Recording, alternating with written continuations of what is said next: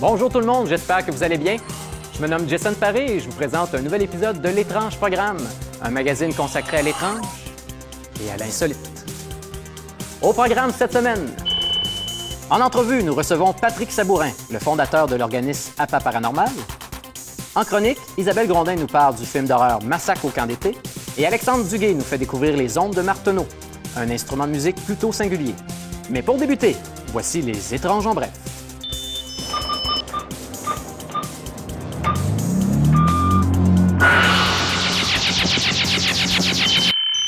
Canada. En novembre dernier, le plongeur John Cruise a découvert une bouteille d'Alexander Keith presque pleine dans les fonds marins au large d'Halifax. Produite entre 1872 et 1890, cette bière a été testée en laboratoire à l'Université Dalhousie. Résultat, en plus de confirmer que c'était bel et bien de la bière, les chercheurs y ont goûté et l'ont trouvée plutôt bonne, dénotant des saveurs de cerise et de soufre. Santé à la maison! Corée du Sud. Restons dans le domaine de la plongée avec le Triton, une invention permettant de respirer sous l'eau, comme si vous étiez un poisson. En effet, à l'instar des branchies, cette technologie permettrait d'extraire l'oxygène de l'eau grâce à un filtre innovateur, le stockant dans un réservoir peu volumineux. Ainsi, grâce à cette invention, vous pourrez vous prendre pour Kevin Costner dans Waterworld en toute sécurité. Chine. Ça y est, c'est fait.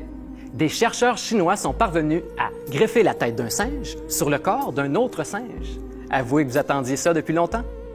L'opération serait peut-être disponible aux êtres humains d'ici 2017. D'ailleurs, un patient s'est déjà porté volontaire, un jeune Russe d'une trentaine d'années étant atteint de maladies dégénératives. À suivre. États-Unis. Des scientifiques de l'université américaine Caltech auraient prouvé l'existence d'une 9e planète. Et non, on ne parle pas de Pluton. Cette géante gazeuse similaire à Neptune et baptisée simplement Planète 9 n'a pas encore été aperçue, mais des calculs informatiques auraient dévoilé sa présence aux chercheurs. La Planète 9 serait en orbite autour du Soleil à des milliards de kilomètres, ce qui veut dire que ça lui prendrait 10 000 à 20 000 ans pour faire le tour du Soleil. Et dire qu'on trouve nos hivers longs au Québec. Argentine. Un dinosaure 10 % plus gros que l'argentinosaure aurait été découvert sur une ferme en 2014. Sans nom pour l'instant, le poids du reptile, probablement un herbivore, a été estimé à 70 tonnes. Et dire que l'une des spécialités de l'Argentine, c'est les grillades. Dommage que la bête soit morte depuis des millions d'années. Monténégro. Un projet hôtelier crée la division sur une petite île de la Méditerranée. En effet, les promoteurs du Mamula Resort souhaiteraient transformer un ancien camp de concentration en hôtel de luxe. Malgré que ces derniers ont garanti vouloir préserver l'aspect historique de l'île, cette idée ne plaît pas trop aux familles des anciens prisonniers. De toute évidence, il n'y a pas que certains touristes qui ont mauvais goût. Pour nous suivre et découvrir d'autres nouvelles insolites, devenez fan de notre page Facebook. Vous pouvez également suivre l'Étrange Programme sur Twitter ou sur tcftv.ca.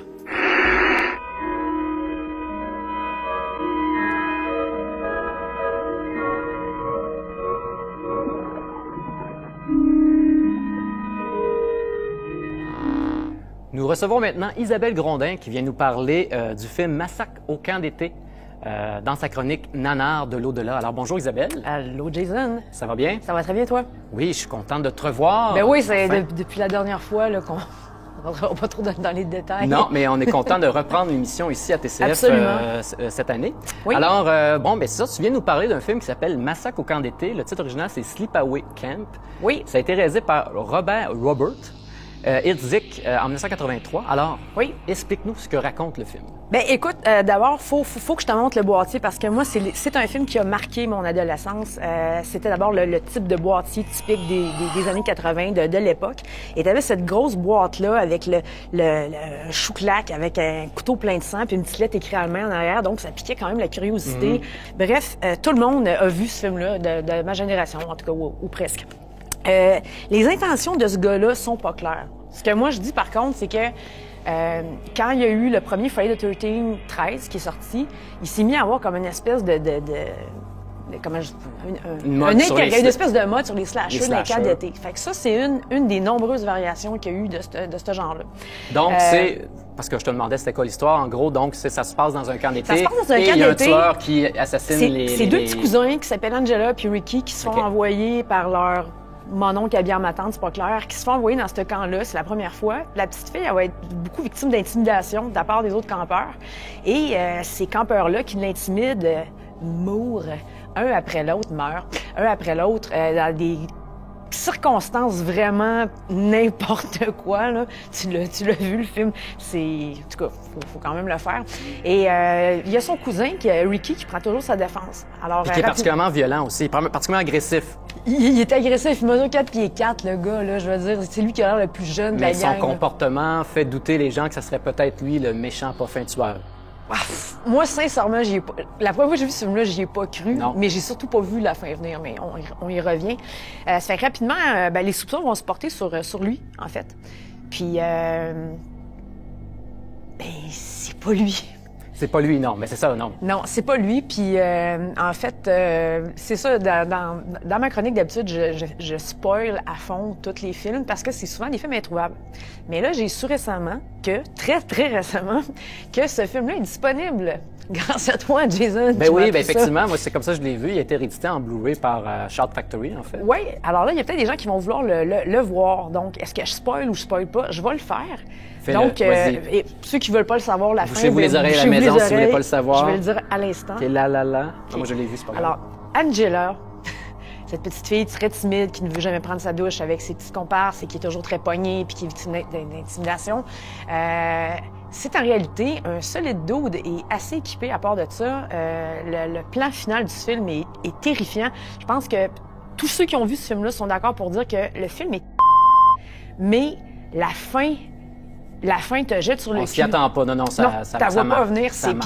Donc, en gros, Angela, c'est le tueur, la tueuse, ouais. en fait. Et c'est pas une fille. On se rend compte que c'est un petit gars. C'est un petit gars. Puis c'est super traumatisant. Puis je trouvais que c'était un film aussi qui avait vraiment des couilles parce qu'il abordait des thématiques... Sans jeu de mots?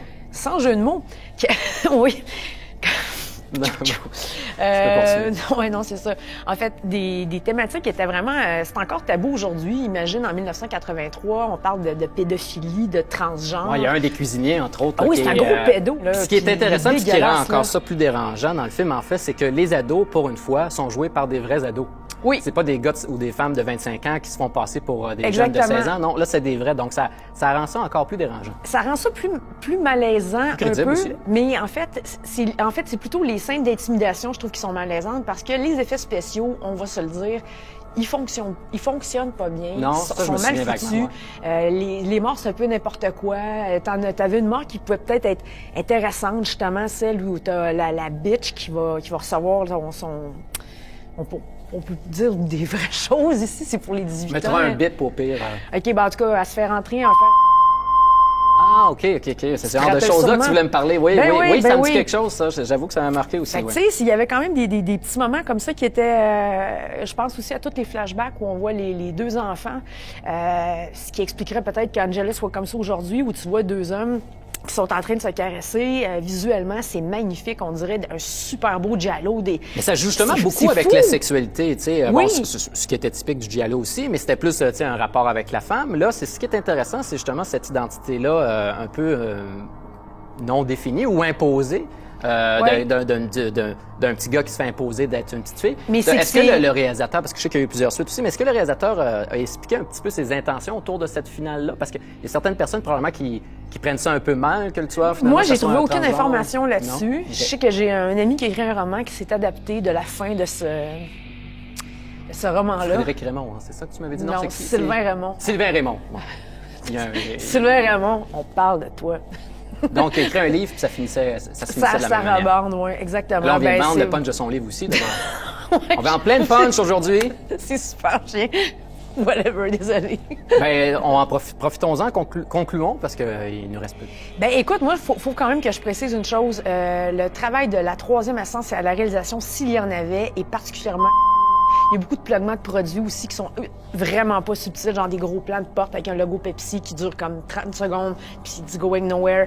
Mais c'est un film qui est très drôle. Justement, moi, je conseille de le voir en français à cause du doublage, du mauvais français.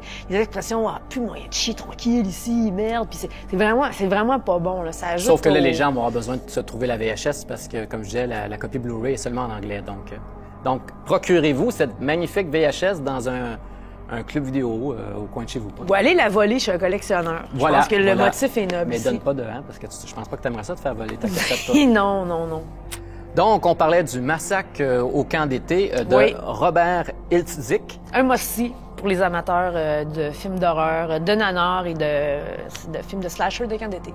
Parfait. Donc, un gros merci pour cette première chronique. Puis on se revoit dans quelques émissions pour ta prochaine chronique du nanar de l'au-delà. Merci, Jason. Alors, allons voir, passons maintenant à l'entrevue de la semaine avec notre invité Patrick Sabourin d'APA Paranormal.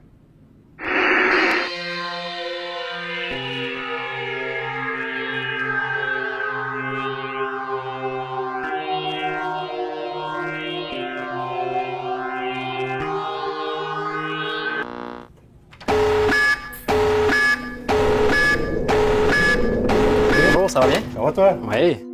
Prenez place.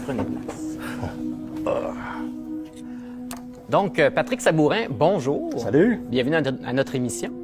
Alors, toi, Patrick, tu es l'un des fondateurs de l'organisme APA Paranormal, qui fait des enquêtes, en fait, sur des événements paranormaux. Oui, exactement. Donc, est-ce que tu peux nous expliquer quelle est votre mission plus largement, puis quels sont aussi les services que vous offrez? OK. Nous, on a commencé sur le terrain en 2006. Cette année, ça va faire 10 ans. OK. Ce qu'on fait, on s'intéresse beaucoup aux lieux qui sont réputés être hantés, les légendes urbaines de certains lieux. On va directement sur le terrain. On fait aussi des enquêtes au privé. Ça arrive des fois que nos recherchistes qui reçoivent des coups de téléphone, puis il y a des gens qui demandent de l'aide. Ils vivent des événements qu'ils ne sont pas capables d'expliquer. Fait que nous, on essaie d'intervenir au niveau... on va aller les rencontrer, on va parler avec la famille, on va essayer de comprendre avec eux autres. Faut savoir aussi que dans l'équipe, il y a 2 personnes qui travaillent en santé mentale. Okay. Fait que des fois, ça évite un déplacement de toute l'équipe.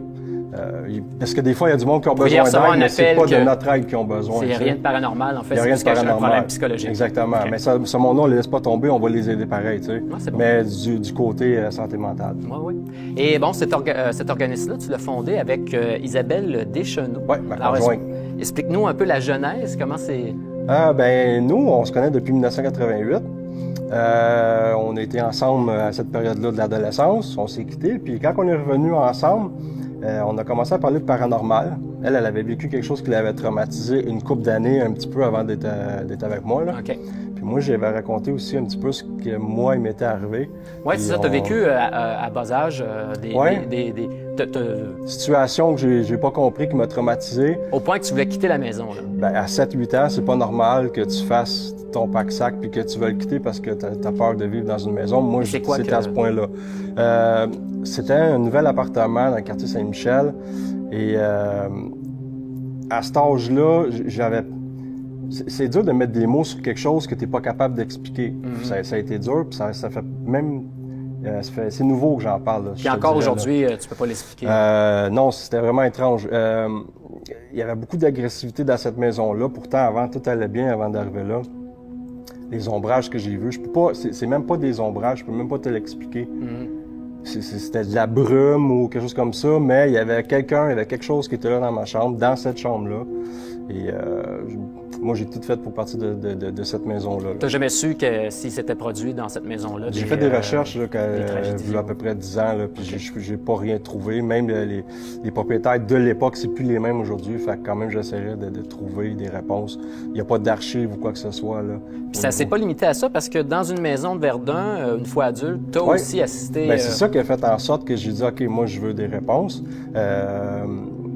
J'étais avec mon ex-copine, on est couché et on passe une nuit normale. On se lève le matin, son père était venu dormir à la maison et la façon dont c'est fait sur le long là-bas. OK. Fait que là, nous, on sort, son père se lève en même temps, ses enfants, puis là, on est tous dans le couloir, puis là, son père, il dit « Hey, y a pas quelqu'un qui est rentré dans la chambre pendant la nuit, parce que quand je me suis réveillé, la lumière était allumée. » Je sais pas si t'as connu ça, c'est les switches carrés. Quand tu tapes dessus, ça fait clic, ça fait un bruit, là. Ouais. Aussitôt qu'il a dit ça fait clac, la lumière, elle est allumée. Fait qu'on s'est tous regardés, puis c'est incomprenable ce qui est arrivé là. Fait que là, il a dit « Vous l'avez tout vu, là? » « Ouais, on l'a tout vu, on était témoins. » Puis dans cette maison-là, il y avait des cognements. Des fois, ça cognait à la porte, on se levait, il n'y avait personne. Il y avait personne. Fait que tu sais, ça a fait en sorte que ça m'a ramené dans mes souvenirs du passé, puis j'ai voulu avoir des réponses. J'ai regardé des documentaires, je suis allé à la bibliothèque, j'ai approché des gens comme M. Page, tu sais, des gens comme ça, puis j'ai pas eu de réponse de personne. Fait que j'ai dit... En parlant avec ma conjointe, gars, on va aller sur le terrain nous autres mêmes, on va essayer de comprendre puis avoir des réponses. Sauf que depuis que je fais ça, j'ai encore plus de questions. Encore plus de questions que de réponses qu'avant. Bon. Ouais. Et justement, c'est un organisme qui est quand même qui comprend plusieurs membres, une quinzaine de membres professionnels, ce que j'ai compris. 13, OK. Oui, je suis François. C'est qui, dans le sens, pas nécessairement, je ne veux pas savoir nécessairement tous leurs noms, mais dans le sens, c'est quoi les rôles qu'ils jouent au sein de l'organisme? C'est quoi leur profession de base? Il y a 2 personnes en santé mentale. Si ils travaillent là-dedans, il y en a une qui est dans l'équipe et l'autre est à l'externe. Elle va nous aider sur certains dossiers qui sont plus complexes. Okay. On a Eric, lui, c'est notre directeur technique. Lui, il est technicien à l'Institut de cardiologie de Montréal. Lui, il va nous fabriquer certains des appareils qu'on utilise, des appareils de détection. Fait que c'est quelqu'un d'important. C'est lui aussi qui fabrique nos drones. Parce que souvent, on va faire des repérages sur les lieux en hauteur. Je vais donner un exemple. Rivière-la-Guerre, c'est un endroit qui est dangereux et réputé être raté, mais c'est dangereux parce qu'il y a des puits. Puis l'herbe est haute. Fait que si on n'a pas un visuel en hauteur, ça peut être dangereux, se blesser ou quoi que ce soit. Fait qu'on fait un repérage des lieux avant avec les drones. Puis c'est quoi l'intérêt de ces gens-là à embarquer dans votre organisme? C'est parce qu'ils ont un intérêt eux aussi. La plupart ont vécu des choses. Ah, OK. Ou ont entendu parler de choses qui les intriguent. Il y a des sceptiques aussi dans l'équipe. Oui, OK. Ils veulent essayer de voir pourquoi que nous autres, on s'intéresse à ça ou quoi que ce soit. Fait que l'équipe est diversifiée. C'est ça qui fait en sorte que on est comme professionnel dans le sens où il y a personne qui va crier au paranormal sans essayer de comprendre. On essaie toujours de démystifier avant tout. Ça, c'est super important parce qu'il faut savoir que là, l'année passée, à fin d'année, on a tapé notre 200e enquête. Et sur 200 enquêtes, je te dirais, il y a environ 15 à 16 lieux où c'est réellement passé des choses. OK. Fait que, mais c'est souvent très explicable. La personne qui rentre en contact avec nous, on va se rendre chez eux et avec certains appareils de détection comme les champs électromagnétiques, on va réaliser que dans une pièce, le champ électromagnétique est anormalement élevé. Ça peut causer des maux de tête, des hallucinations, des sentiments d'être observé, et j'en passe, là. Oui. Peux-tu nous en montrer un petit peu des instruments que vous utilisez? Parce que vous en avez beaucoup, vous avez c'est juste une partie, là. Mais ça, c'en est un appareil, là, qui détecte les champs électromagnétiques élevés. Fait que c'est souvent avec cet appareil-là qu'on va se déplacer, qu'on va faire un scan des lieux au départ. Puis si jamais on est capable de régler le problème en expliquant à la personne, bien, on va le faire avec une première visite. Puis est-ce que les champs électromagnétiques peuvent être autant provoqués par des sources dites artificielles, donc parce que, tu sais, évidemment... des lieux où il y a des pierres de calcaire dans le sol, oui, mais c'est pas aussi fort que, je te donne un exemple, un micro-ondes qui est mal isolé, le panneau électrique ou une tank à eau chaude. Je vais faire une parenthèse, à un moment donné, il y a une femme qui m'appelle, elle dit « Moi, depuis qu'on est déménagé là, mon mari dort plus la nuit, il voit des choses, on a l'impression qu'il commence à être malade. » On s'est rendu là, avec l'appareil, puis en faisant le tour un peu, sa tête de lit est sur le côté du mur, et de l'autre côté du mur, il y a un panneau électrique et il y a le frigidaire. Fait que le champ électromagnétique était très élevé, lui, il avait la tête de lit, il dormait dans ce coin-là. Donc, moi, j'ai proposé au monsieur, regardez monsieur, on va changer votre chambre de place, juste de bord.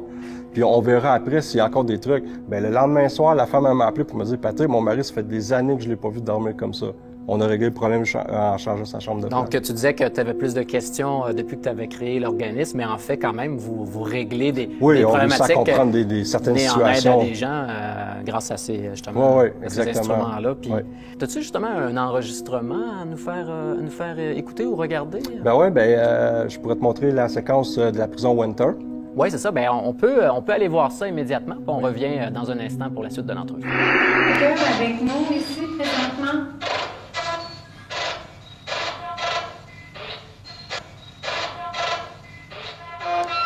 Cette machine n'est pas dangereuse. N'ayez pas peur de vous en approcher ou de communiquer avec nous.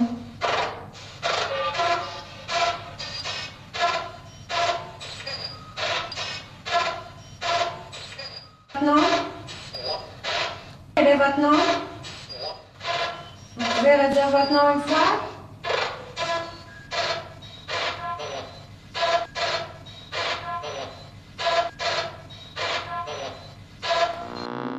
Donc, on est de retour. Vraiment très intéressant comme enregistrement. Vraiment.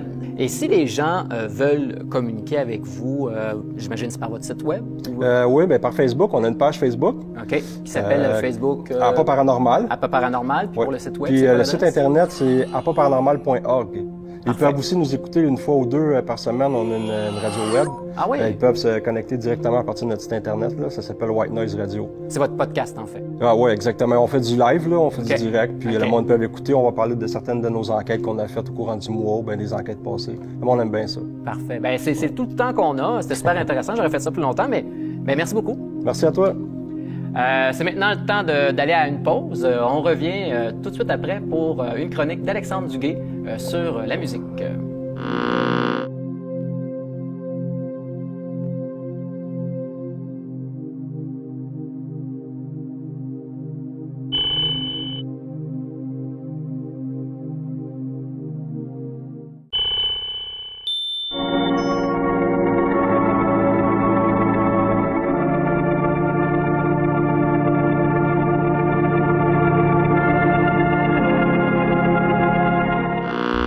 Nous sommes de retour de la pause.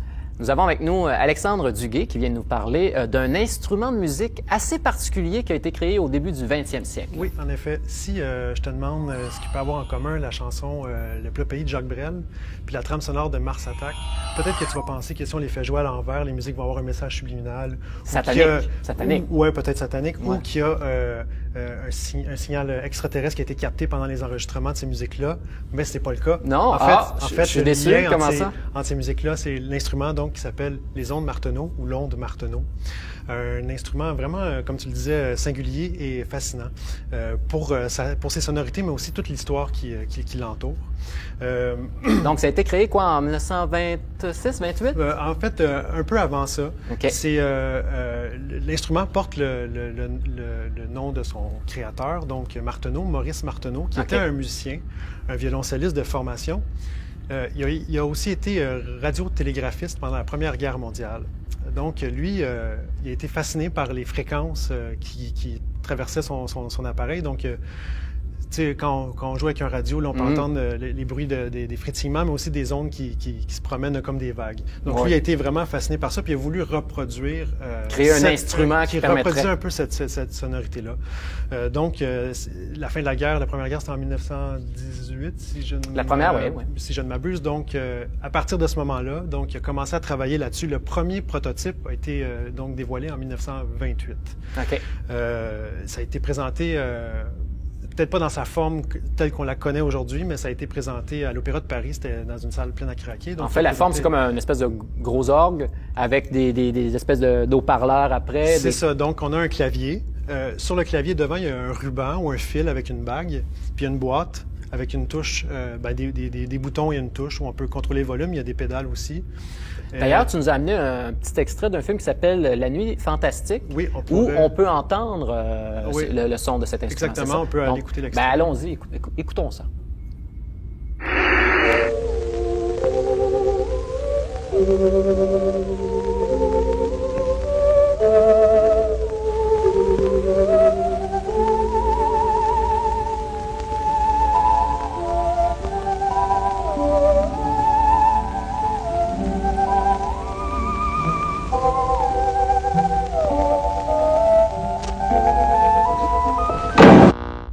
Ah oui, ben là, je reconnais le son de Mars Attack. Oui, tout à fait. Donc, cette sonorité de spectre là, ou d'entité de l'au-delà, donc on le voit bien dans l'extrait aussi, là, ça représente bien ça. Puis je vais revenir peut-être plus tard au répertoire aussi de l'instrument où on peut l'entendre dans d'autres films. On peut imaginer un peu Maurice Martenot comme un savant fou, mais parce qu'il était toujours en quête de perfectionnement. L'instrument était fait de manière artisanale et lui, il était toujours à la recherche de la perfection. Et en fait, on dit que son instrument, c'était une ébauche de projet, qu'il voulait aller encore plus loin. Il imaginait des électrodes qu'on allait connecter au cerveau et qu'on pouvait aller reproduire la musique par la pensée. Donc, en réfléchissant à la musique, il y aurait eu une reproduction. Donc, il s'est jamais rendu là. Non. Puis c'est ça, on peut trouver ça un peu farfelu. Mais au début du 20e siècle, on était encore, on découvrait à peine la physique quantique, donc il y avait plusieurs possibilités. Il y avait plusieurs possibilités, mais Maurice Martineau était quand même quelqu'un d'assez terre à terre. Ouais. Il y avait une philosophie par rapport à la musique, et à ce qu'il faisait aussi, qui était quand même assez terre à terre, donc il n'était pas un illuminé. Un illuminé, exactement. Non, okay. Donc, dans le fond, le long de Martineau se rapproche un peu. On peut le voir comme l'ancêtre du synthétiseur. Ouais. Mais c'est un instrument qui n'a qu'un seul son, donc une monodie, donc une mélodie, il ne peut pas faire d'accords. Et le spectre de l'instrument est très, très large. Donc, ce qu'on a pu entendre dans l'extrait tout à l'heure, ça donnait une idée, mais on peut faire des effets sonores comme du vent ou des bruits électroniques, des sons saccadés. Donc, on ne s'en sert pas uniquement pour la musique, on peut s'en servir aussi pour des effets sonores, ça a servi aussi dans le cinéma pour des effets sonores. Mais est-ce que ça a servi uniquement pour le cinéma ou tu as des cas aussi au niveau de la musique? De la musique, en fait, l'onde Martineau, c'est un instrument qui est caméléon. C'est-à-dire qu'il peut se faufiler partout, justement à cause de tout son registre qui est très, très vaste. Okay. Donc, on le retrouve dans la musique populaire. Je pense à Johnny Greenwood de Radiohead qui l'utilise, en fait, qui en a fabriqué un, d'après ce qu'il a pu voir. Le groupe Muse, je crois qu'il en a utilisé aussi dans certaines de ses musiques. Tantôt, je parlais de Jacques Brel, donc Le Plat Pays. Je me souviens pas. Pourtant, Jacques Brel, je suis un fan, mais je ne me rappelle pas de ce son-là dans Le Plat Pays. Et Edith Piaf, Harmonium, Beau Dommage, on en retrouve aussi.